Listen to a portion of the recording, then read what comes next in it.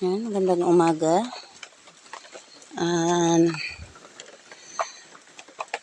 Alas 9 na ng umaga, mahigit. Ngayon pa lang kami magsasalang ulit. Gulpe ang kalalakas ng ulan dito guys kanina at hanggang ngayon ay umuulan pa rin, grabe. Ang aming isinalang kagabi, ayan, medyo sila ay nanariwa kasi nga inabot ng kanas-kanas kagabi yan.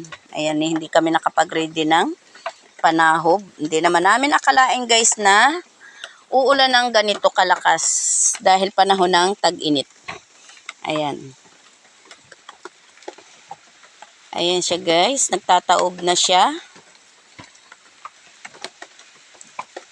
At gagatungan namin yan kahit umuulan dahil ang schedule lang talaga namin guys ay hanggang ngayon sana. Uwi na lang. Ay nabubulol-bulol na naman ako guys.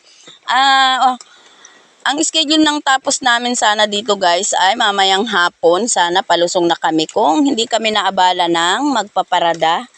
Dahil kung may nagparada dito kasabay na yung pagtitikal.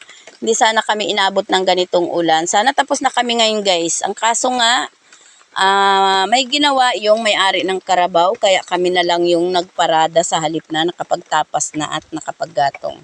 Kaya ayan yung pangalawang sala ngayon pa lang. Sana nagtutusta na kami ngayon at mamayang hapon sana ay kami ay uuwi na.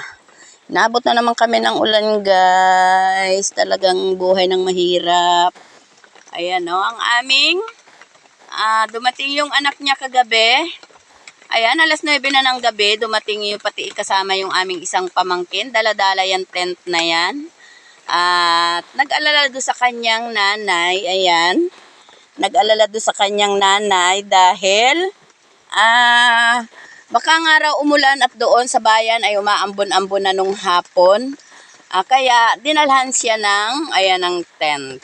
Ayan Kaya pwede na kami dyan matulog mamayang gabi guys. Dahil dito ay tumutulo pa rin kahit siya ay may bubong. Ayan, pwede na kami matulog doon kahit kami magpagulong-gulong na dalawa.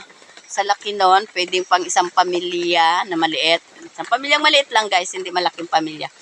Ayan pwede kami magpagulong-gulong dyan kahit lumakas ang ulan, hindi kami dyan mababasa.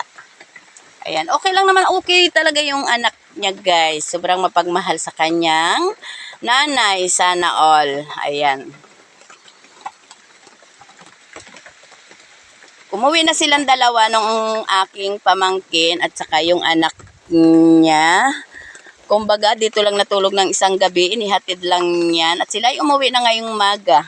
Kaya, ayan, solo flight na naman kaming dalawa ngayon din Ayan Ayan, magandang umaga na lang sa inyong lahat guys. At sana walang sawa kayong manood ng aming mga video at paki-like, share ng aming YouTube channel. Magandang umaga po sa inyong lahat.